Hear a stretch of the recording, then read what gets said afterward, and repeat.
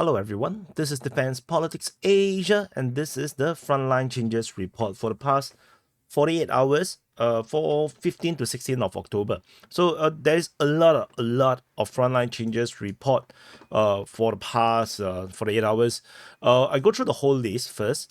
There is Frontline Changes at Dorino, Lyubimovka, Zeleny Shaik, Crimea Noe, Zuralevka, Lipsy, Nevsky, Krychorivka, Volkan Okanyamsky, Zabolka in the thorax, Nelipivka, Stelidove, Sukharini, Ismailivka, Kuterinivka, Voleda, and Livatny. So you can see, it's all across the entire front line.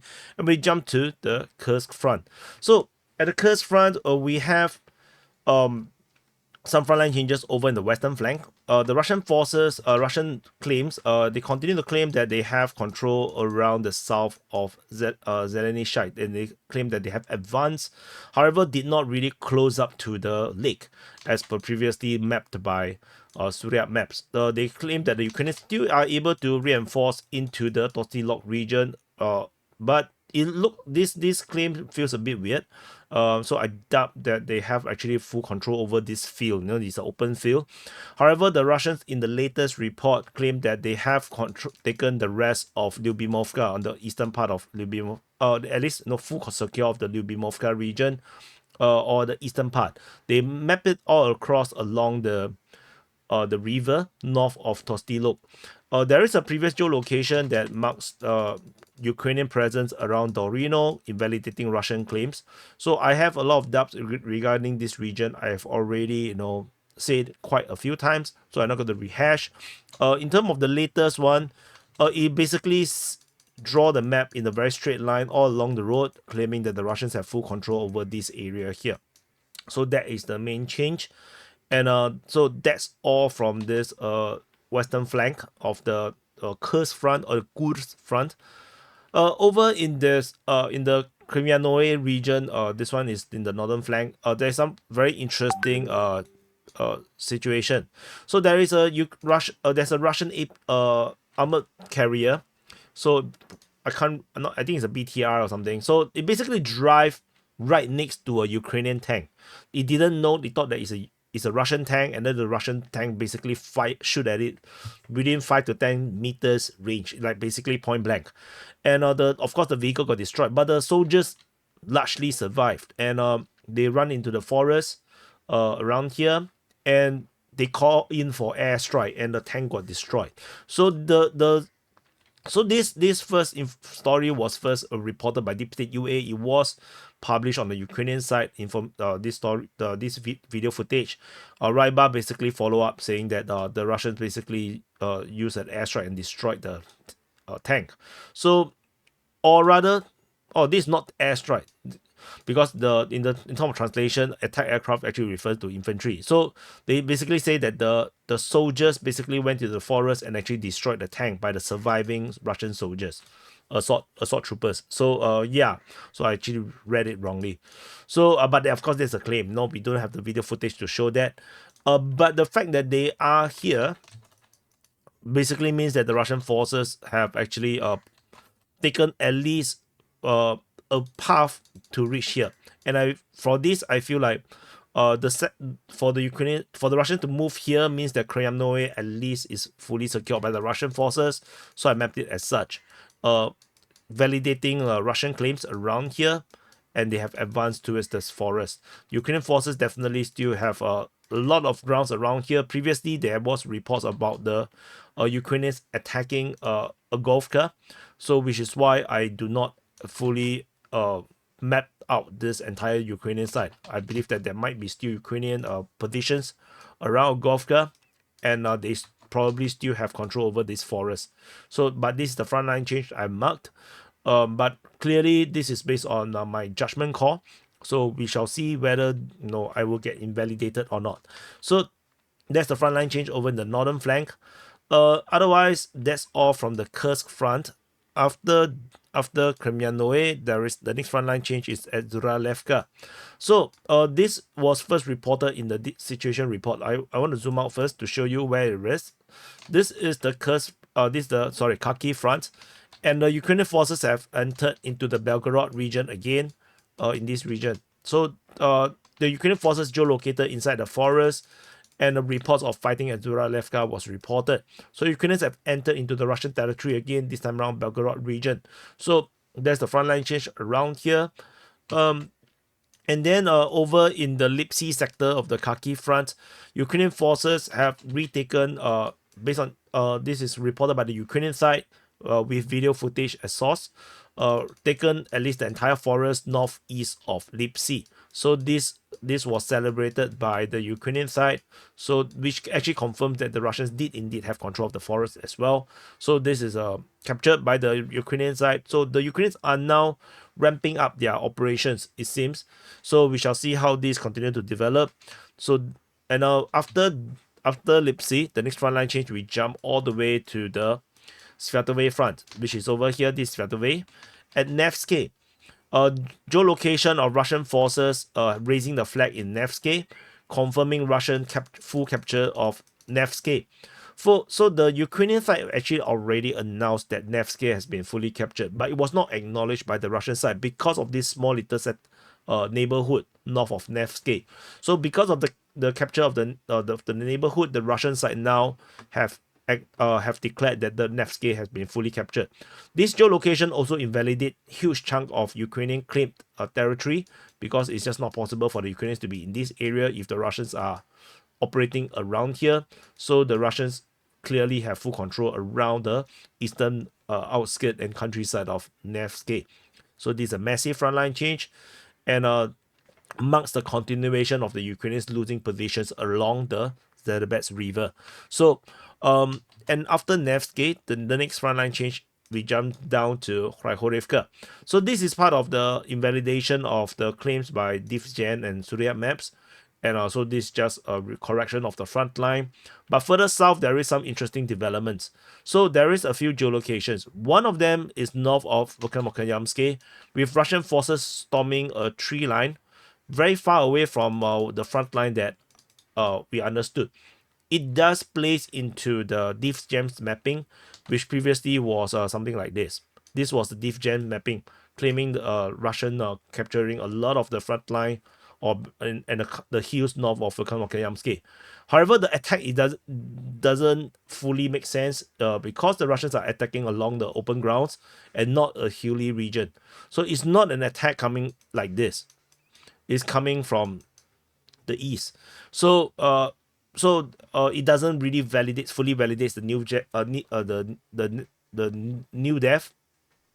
Is it new dev? I suddenly forgot the name.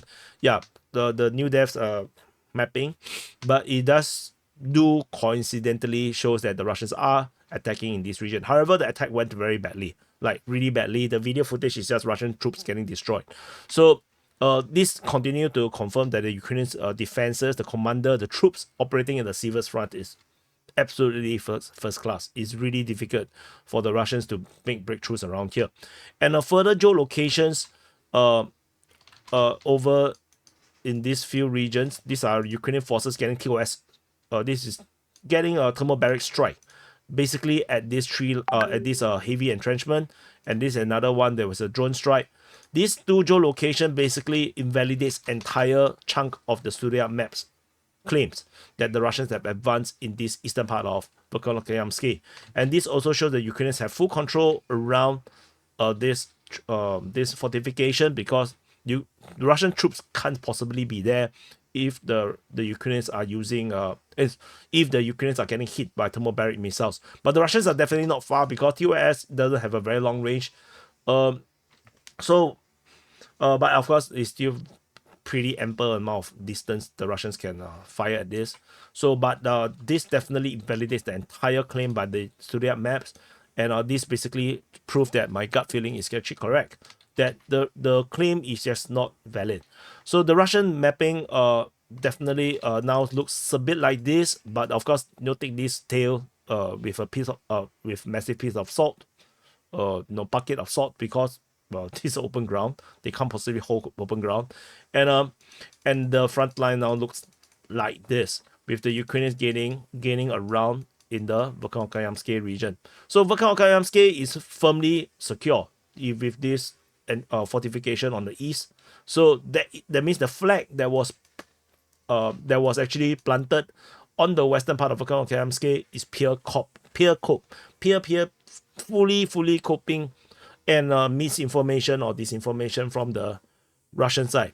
And there might be more sinister thing coming behind this action, because if the Russians indeed drop the flag with a no drone, and they actually get no reporters to hype it up, and then you have pro-Russian mapping it, then you have this crazy of a suicide charge in the northern side trying to gain grounds. And I got a feeling that this commander on the Russian side is just trying to hook wink is superiors. That's the feeling that I get, and trying to report strong advances, trying to get accolades, and then get the soldiers to try to try to catch up with this reporting, and that resulted in some massive crazy death and destruction on the Russian side in this northern part of Volkanovka. So, and then the fact that they are still TOSing this area here just shows that they have no control over Volkanovka. So because of this also this TOS strike also invalidates the DivGen's DivGen, not new dev, DivGen's mapping over at Volkanovka. So very technical stuff. I just want to highlight for those that cares. There are people who are high strong supporters for the DivGen or Surya maps. I just have to mark it as it is. I just have to explain to these fans. Yeah, so unfortunately that's what it is. After this frontline change over Volkanovka, we jump to Thorax. So over at Thorax, we have similar situation with invalidation. Ukrainian forces has been geolocated in multiple locations. So in Thorax, in the city area south as the Zabalka region. So this firstly invalidates the Surya maps mapping. This mapping is now invalidated. Not just that, the Ukrainian forces have taken grounds. They are geolocated in the south at the Zabalka region of the district. So which means that the Ukrainians actually have retaken and resecured positions around here. But it is but then this is on the eastern side. The western side we cannot confirm, because previously we have geolocation of Russian forces around this northern part. Of course, there is always a possibility that this geolocation is wrong and that the Ukrainians actually have full control over the entire of Zabalka. That's also a possibility. So we just take this Zabalka capture with some suspicion for now, because the other geolocation was Ukrainian forces at this junction, which means that the Ukrainian forces over the course of the past week or few weeks have retaken this area here that was previously taken by the Russians, because the Russians previously have an attack directly at the northeastern part of Nelipivka. So the Ukrainians may have retaken this position because of the geolocation of a destruction of a Ukrainian vehicle at this junction. So, however, this is not all bad news for the Ukrainians, for the Russians over in the New York front. The Ukrainian mapping have invalidated themselves or updated their mapping to show Russian advance fully securing New York. The entire northern part of New York is now fully under Russian control. In fact, this actually confirms Russian capture of New York. But the Ukrainians did not say that. No, they just say that the Russians advanced. And so the Russians to the Ukrainians are still on the eastern part of Nelipivka, and they just moving from the south to Nelipivka from New York. So this is the frontline change around here. So we'll slowly continue to blow away this fog of war, but tentatively it's still very complicated. So this is important to invalidate the mappings that is inaccurate, because if not, it just makes things even more complicated. So this is why I care a lot about this thing. Unless you're telling me that you prefer to be lied to, you like fake information, then comment below, let me know. No, I'll give you a lot of fake information. I'll make the Ukraine war the most dramatic war in it's like anime and Game of Thrones. I will make it really complicated, really, really exciting. If you really want that, let me know. Yeah, then and I will change the name from Defense Politics Asia to Duped People Alamak. Whatever, I don't know. Okay, so that's it from the Thorax region. The next frontline change, we go to Pokrov. Over at the Selidove region, Ukrainian mapping have shown Russian advance. In the northeast, some very slight changes. This is a very slight change. Attacking through the tree line, the Russians are still not yet within Selidove. And according to the Ukrainian mapping as well, in the south, the Ukrainians have actually retaken part of this gully and region, securing Selidove's southern part. So the Russians have not been able to make some progress around here. The Russians also seems to have captured more tree lines in the north of Sukirini. So these are all Ukrainian mapping. So we shall see how this continue to develop. Further south, in south of Sukirini, the Ukrainian mapping have shown the Russian forces taking one full tree line on the western part of Izmailivka. So the Russians are now in between Novoselidivka and Izmailivka. They could attack either side from the tree line, but of course this is not enough. I think this will just be suicide charge.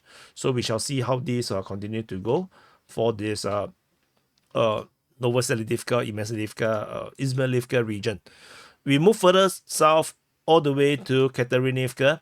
So over in the Donetsk front, the Ukrainian mapping have shown the Russians have secured the full tree line in the eastern part of Katerinivka, which set up the stage for the Russians to push in.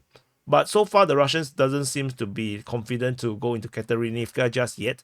So the battle of Katerinivka still did not really explode in the way how I expected it to be.